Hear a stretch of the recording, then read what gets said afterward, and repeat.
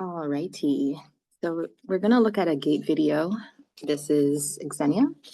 Xenia took the flow motion model course in Toronto with me in November, and this video was filmed for a gait analysis that we never actually did with her video in the course. So I thought I'd take a look at it now and point out anything that stands out that may be interesting for you, those of you who are learning about gait analysis through the lens of Gary Ward's flow motion model.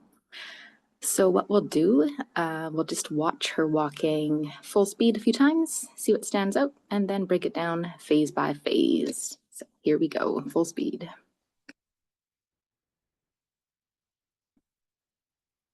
In full speed, simply notice anything that pops out, knowing that it's hard to see all the subtle detail.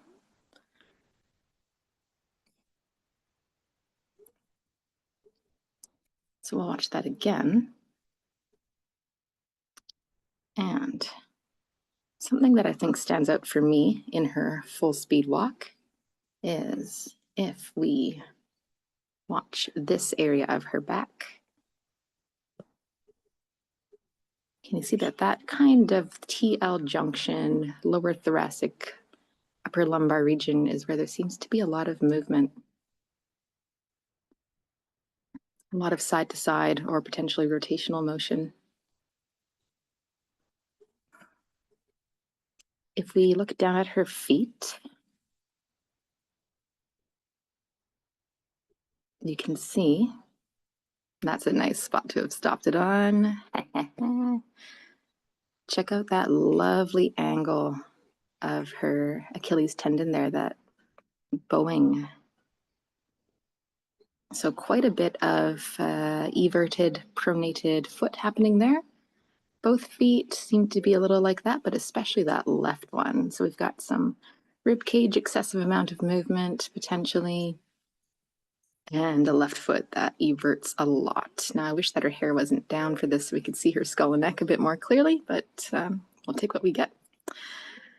Okay, so let's break this down a little bit more phase by phase. So we'll get her a few footsteps in, right foot, left foot, and why don't we start with our left mid stance? Not because it's the best place to start, simply because we got to start somewhere. All right, so what are we looking for here? We're looking for a pelvis that is relatively level, and I think we can say that she looks relatively level with her pelvis there. However, what's not level, which we've already talked about, is her left foot. Her left calcaneus appears to be more everted. Eversion meaning a roll to the inside. So she potentially would have more pressure on this medial part of her calcaneus.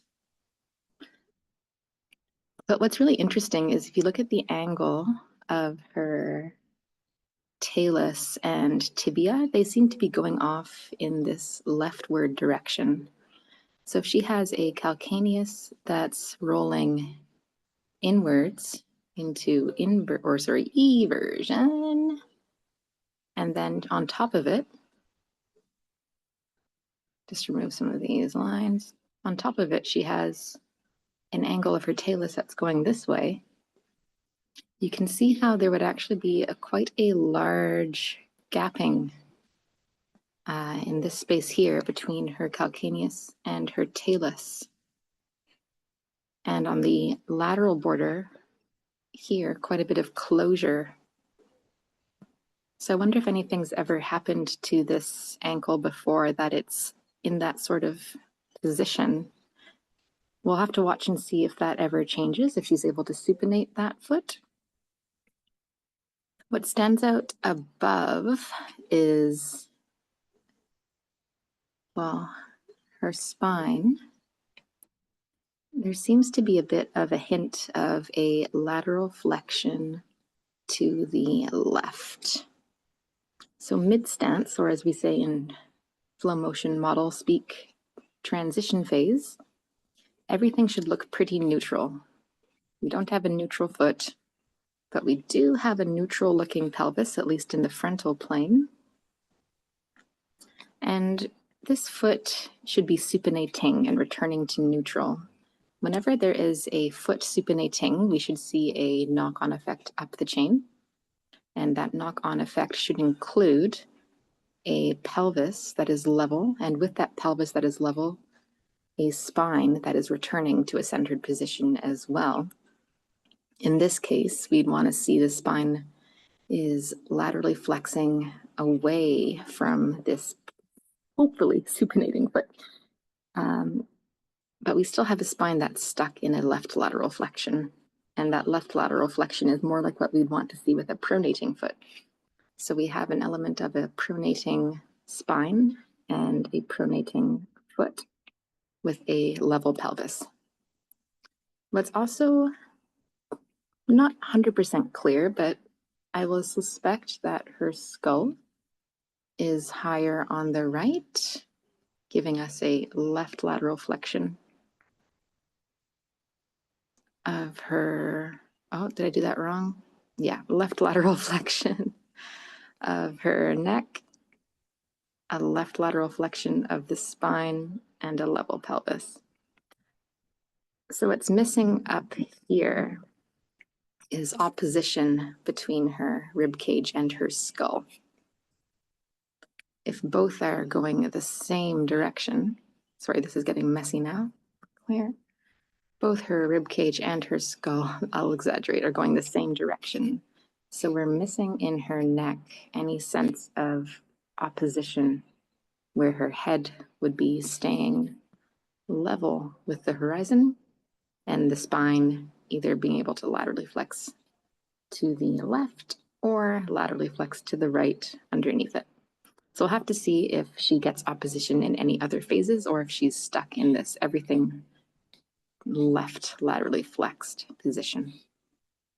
Okay, so that was a lot about her left mid stance. Let's carry on into the next phase, which would be her moving into a right heel strike.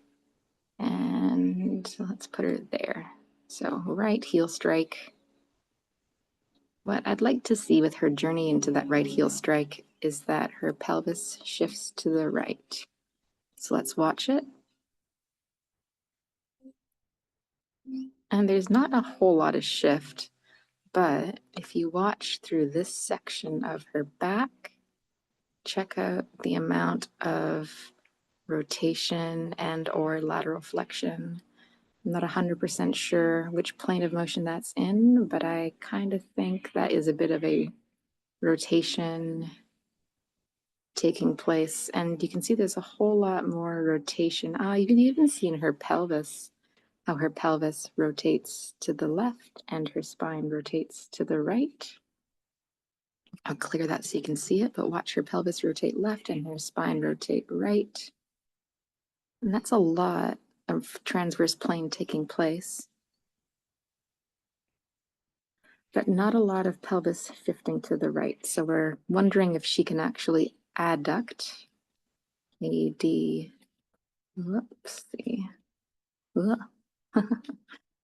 Trying to draw, it's hard.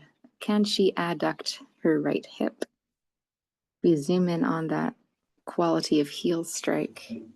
You can see that her right foot, she's all right with landing on the, she's not landing on the inside of her heel, so she might be landing okay in that heel strike, a bit on the lateral border.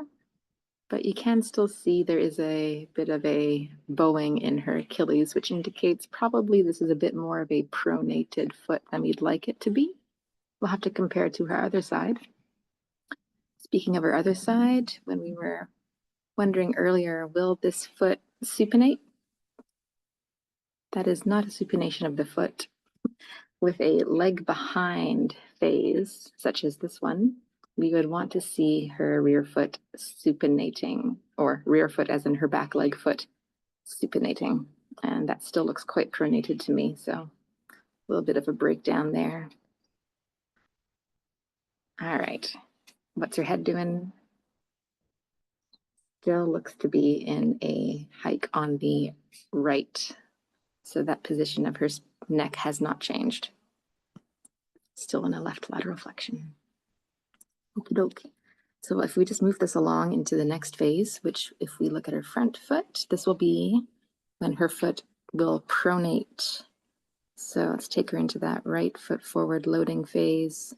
And when all her toes of her front foot are on the ground, that's when we will call it her fullest pronation. So I'm going to say right about there. Whoops, one more forward, one more frame. Oh, too far. Right about there. Let's call that her pronation. Now, what's interesting about this is if we were still on the train of back leg knee supination, when her front foot is pronating, we'd still want to see this back leg on the ground ideally. And we'd want to, in particular, see 2 points of contact, first metatarsal, fifth metatarsal, this knee extended, this hip extended. We have none of that. We have foot all the way off the ground, no points of contact. The quality of her foot pronation, here it goes. It looks as if we don't actually get a whole lot of rolling onto the medial border of this foot. Her calcaneus looks relatively level. So we have it landing not as lateral as we'd like it to land in heel strike, and then rolling medial, but not really. It's interesting, hey? It kind of goes medial, but then it looks like her foot goes lateral again and doesn't really find a happy pronation. All right, so far we think we need some left foot supination and some right foot pronation. Thinking really simply about that, this would indicate that we may need to work on her phases of gait with her right leg forward. But we still haven't seen her left leg, so let's get on with it, won't we? Watch her upper body again as she goes into her pronation of her front leg.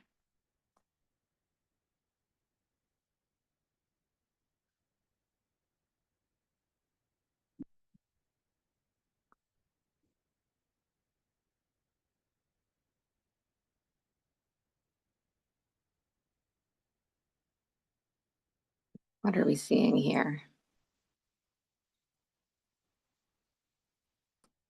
The sense that I have is that her rib cage sits a little bit onto the left-hand side of her body.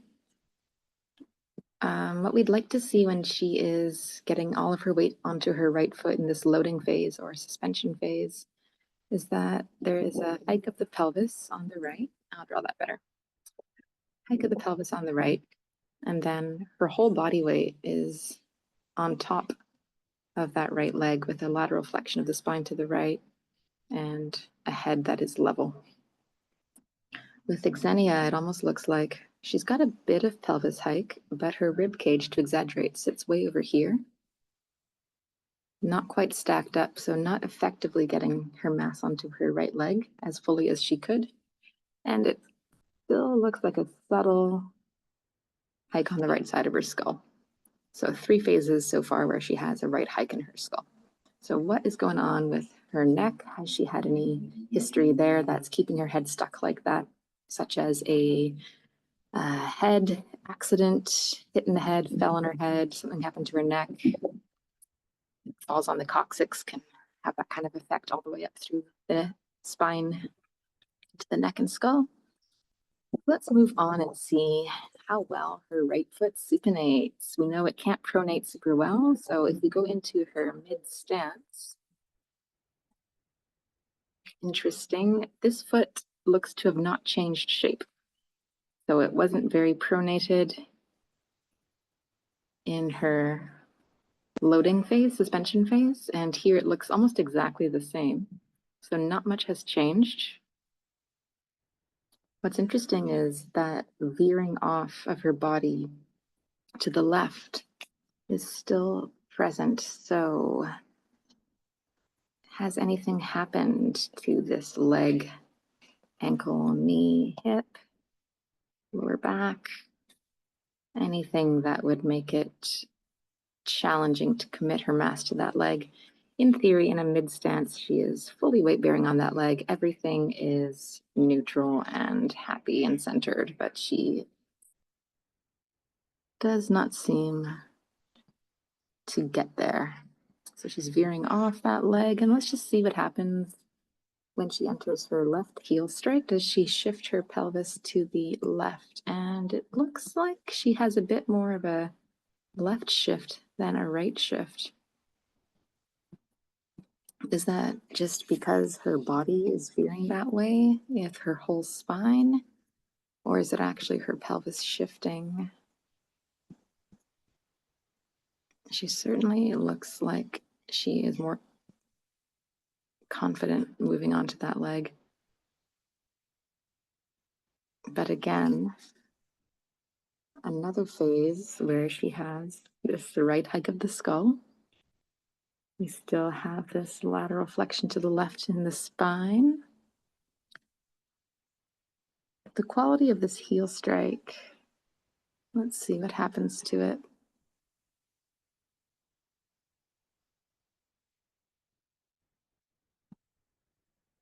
So it's not ideal. She kind of lands, it looks like quite anterior on the front of her calcaneus instead of posterior lateral. And she does still have quite that bowing shape in her Achilles there. So I would say this heel strike, not super great. Interestingly, this back foot gets into a much better supination. So a back foot that supinates well will permit the pelvis to shift more away from it and create more abduction in the hip, more extension in the hip, and more external rotation in the femur and hip. And this would help her to access much better this left leg forward phase. Now, I'm not fully convinced that she's committing her pelvis well to her left leg, but she certainly seems to get more over her left leg than her right. But if we want to just go back and compare that, so, ooh, beautiful pronated back foot. And notice how if we put her into her shift phase and strike phase, if we just take a line, we'll just use her Lululemon logo if I can. Not super centered. And we put that as straight as we can down. We'd probably like her to be a bit farther over this direction with her pelvis. And then if we go on this side, there's so much more sense of a shift happening. Whoops. But again, she's kind of between both her feet. So the sense of her shifting to her left, it could be more to do with her whole body leaning there than her actual pelvis moving. It's pretty interesting. So neither hips are really adducting or abducting well. Here, to get onto her front leg, it looks like her strategy is more of a rotation through her spine to get there. Notice also the stride length, quite short here, and then the length of her stride on this side. It's quite a bit longer. And if you watch her actual pelvis shift, yeah, it's not a big shift of her pelvis as a structure, but more a sense of this leaning through her torso. Very interesting. So what we haven't looked at yet is her right foot, or right foot back, left foot forward pronation phase. So our left suspension, and if you watch that calcaneus, quite a quick eversion, quite a quick entry into pronation compared to her other foot. And that is quite a bit more severe of an angle. Quite a bit more of a left lateral flexion of the spine, a left rotation of the spine. Ugh. left rotation. So that left rotation, left lateral flexion of the spine will set her up for a more ease of access into her left suspension phase. This left foot being more, oh no, I lost it. Ah, sorry guys. So where were we here? Yes, this left foot being more pronated will help her access this left leg forward, left foot pronating phase as well. One thing that looks like it's missing, however, is her spine looks quite flexed. And ideally in this pronation phase of gait, we have an extension of the spine. So could she have some trouble with her thoracic spine extension? It appears that her head is quite forwards here, and something that could be doing for her is helping her get her mass forward into her left leg. The interesting thing about a really pronated foot like this is it's not necessarily a comfortable thing to stand on. And her body might have found some other strategies of helping her get her mass onto that leg, such as pushing the head forward to move her mass forward onto that leg, which results in a bit of a flexion of the thoracic spine as the head goes forward. That leaning of her spine to the left could help her get her mass into that left leg. A foot that's unable to supinate, like Xenia's, will make it very difficult for her to get her weight out of that leg and actually abduct this hip and extend that hip. So she might be struggling to get her weight into the right leg. But you can see that what's present throughout her entire cycle is her body shifted to the left, her rib cage left, and that right hike of her skull. And what's really interesting is things that don't change throughout the cycle, because those are the ones that we want to investigate if they can change, and if they do, what can that do for the rest of the body to give it back what's missing. So I would be very curious if Xenia's skull can actually laterally flex to the left. Be very curious if her spine can actually laterally flex to the right and rotate to the right.